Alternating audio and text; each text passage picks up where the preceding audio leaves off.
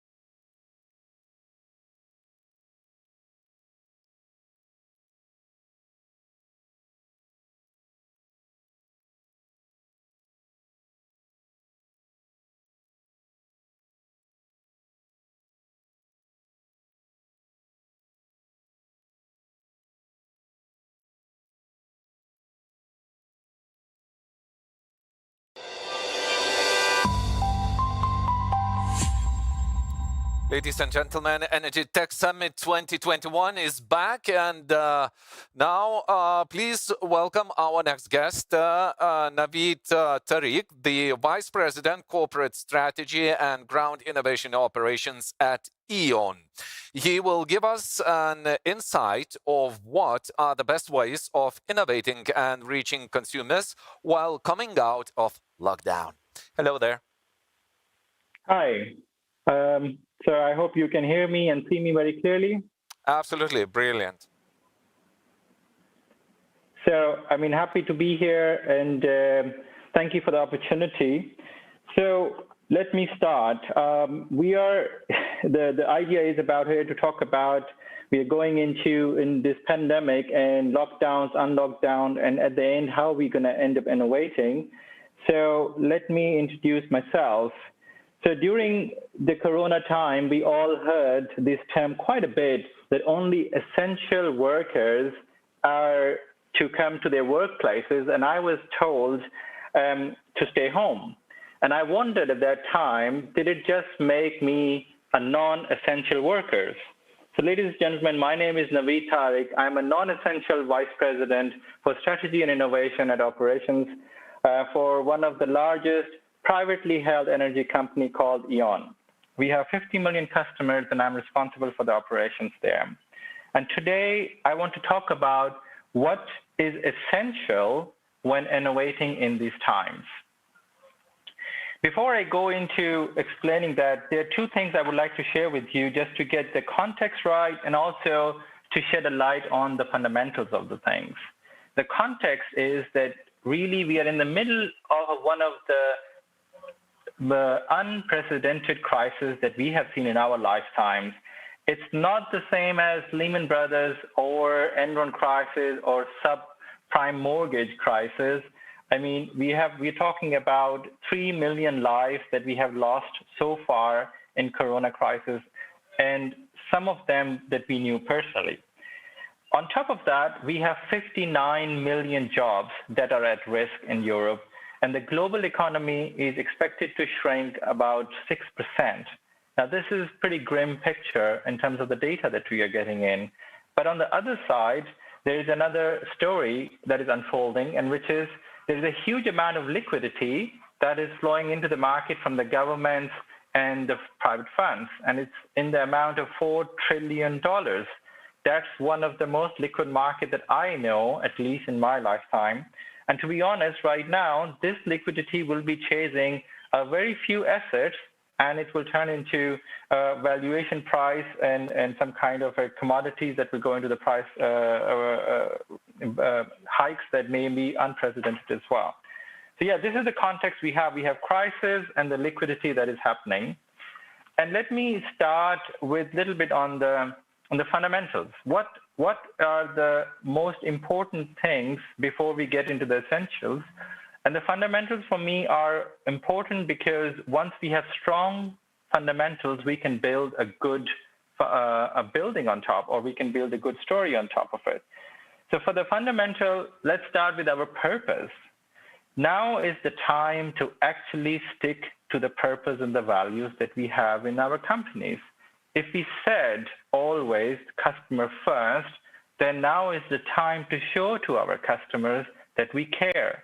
We should not be reaching out to them with market pitch, but more likely reaching out to them with the message of care and empathy, that we do care about what they're going through and help them out. This is the time that we talk about maybe helping or starting initiatives around foods or food supply or children or elderly care or mental stress for our employees and also for our customers. These are the things that will actually show to our customer what we really mean when we say customer first. Now, the second part of it for the fundamental is that right now we know that a lot of people are working from home. They're working from home, and they're also, their movements are restricted. The things that they used to do, their social behaviors are quite restricted, and they're spending a lot of time online. And there's a lot of analytics and there's a lot of digital spend that is going on, which is actually trying to create, capture the eyeball so that they can go to the products. But for innovators, for us, it's not about capturing eyeballs. For us, it's capturing the ears and opinions and the hearts of the people.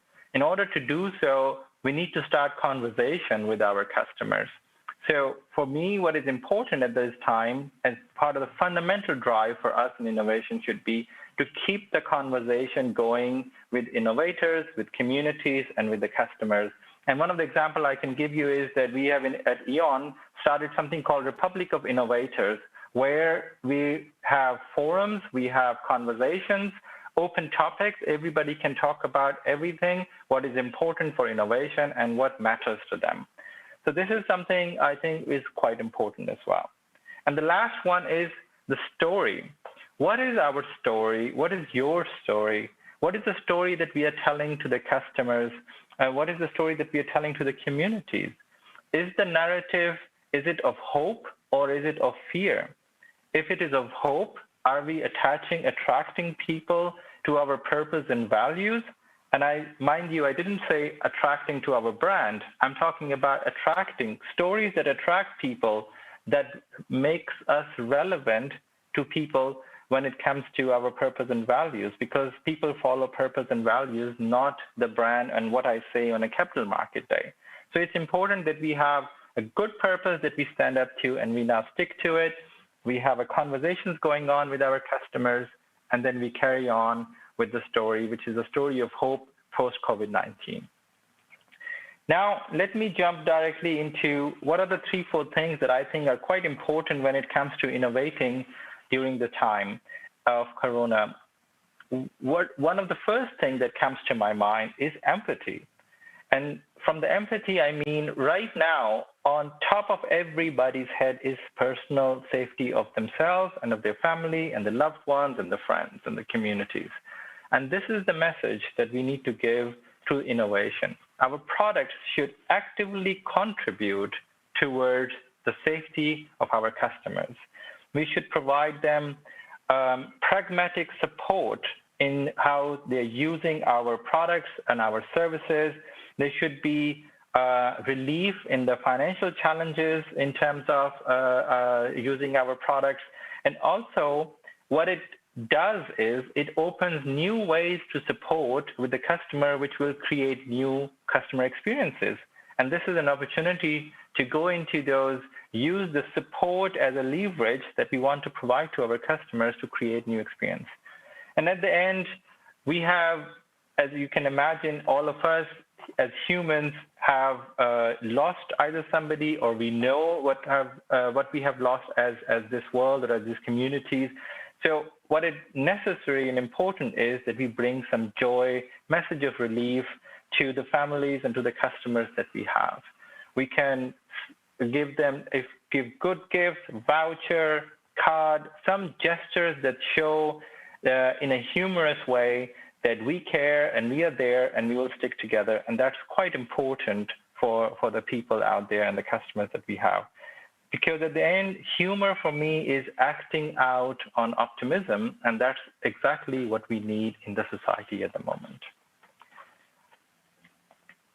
Yeah, so this is something that I truly believe that all of us have it. Digital lipsticks. We put it on and we are all digital. We take a paper form, turn it into a PDF, and voila, we are digital 101. I think we got to stop this. We got to be bold and stop being an armchair digital technologist. We have to go out and start putting in our processes, in our production, in our support functions, everywhere, artificial intelligence. In our strategy analytics, we need to bring artificial intelligence so that we can manage the complexities. We need to bring distributed ledger technologies so that we can protect the provenance when people are online with the amount of information and amount of stuff, and also make our supply chain resilient. So all of these things need to happen now if they haven't been happening before. And it is possible that we may not have these capabilities in our company. So instead of asking our overworked IT department to start a side project, we need to actually buy those capabilities, because if we don't, then there are people out there who are actually actively investing in these technologies, and this is the time of flux where they will outperform us. And it's not only about transforming ourselves, it's also about transforming the experience with our customers, also digitally transforming our customers, making them virtual, getting into a virtual room with them and doing all the things that we can do digitally with them. So let's throw away our digital lipsticks and right away get into the digital transformation that we actually need. Another important point to understand what the customer needs are listening to the employees. We have frontline employees who are the best way to understand what are happening with the customers, the swings in customer moods and needs, the pressures, the way they have been using the services and the equipment. This is exactly what our frontline employees know. And we need to implement some mechanisms. We need to implement such ways that we can bring that information right from the front line all the way to the product houses that are inside the company, or the strategy circles, which are paving the way for the next value growth that they want to leverage. They need to hear from these employees somehow that how and what the customer wants at the moment. Doing a survey is like having an 18 to 24 day or 6 weeks kind of what you call it, like lag time. And in this time and age, this is too late. We need to have a way to get this information from our customers right into the hands of those people who need it as soon as possible. I mean, there is a contradiction a little bit as well. Sometimes I see in our companies and our peers that we say that we claim that customer experience is our priority, is our number one priority, but only the few of us then have mechanisms in place that we actually listen to those people, the firsthand experience that our frontline employees are getting, that we actually listen to them and understand, if this is what customers are telling you, what can we do? So we really have to open up some of those channels with the first responders to understand the needs of our customers. Another thing I believe is quite important, and this is something that is maybe less towards the customers, but more towards the way we operate in our companies, and that's around how we work together. And as we know, we are not in offices, and we are working quite from home and here and there, and that puts a lot of distance among us, but that shouldn't be the point where we actually stop or give up on things. We should actually give a try to the collaboration platforms that are out there. And believe me, there is a magic that is waiting to happen. I am one of the example who was quite not okay with using so many shared files and cameras. And now I cannot get enough of it because I can bring a team from Palo Alto and from Tel Aviv and from Essen, and we can all work together in one project on a one whiteboard. That has been amazing. So bringing people who are separated by geographies and connecting them with technologies that will convert you. So please give it a try. Do some co-elevation together online. And it doesn't have to be 100% that it's going to stay like this. Please don't get me wrong. At the end of the day, we need to have this human interface and we need to have a kind of a hybrid model, but that will come. But now is the time that we can actually use the motivation, use the necessity that we have, and then try some tools. And before the things get back to normal, then these tools will become part of the modus operandi that we do things the way we do things. So we can use this motivation to work together via the collaboration tools as well. So we started with me being the non-essential vice president, and now you must be thinking also, how do we got here, and what is that I'm telling is not really a rocket science at the end of the day. And actually it is true. I mean, listening to a non-essential vice president is not going to make anybody a wiser, but I'm simply reminding what actually exists already, what actually that you know already. I'm just reminding you that this is the time to push. I'm an enabler to give you a motivation that this is the time. This is exactly the time where we need to try. We need to stick to the purpose. We need to empathize and prove to our customers that we actually mean what customer means. We actually listen to our customers via our frontline responders, and then work on innovation that actually brings some value.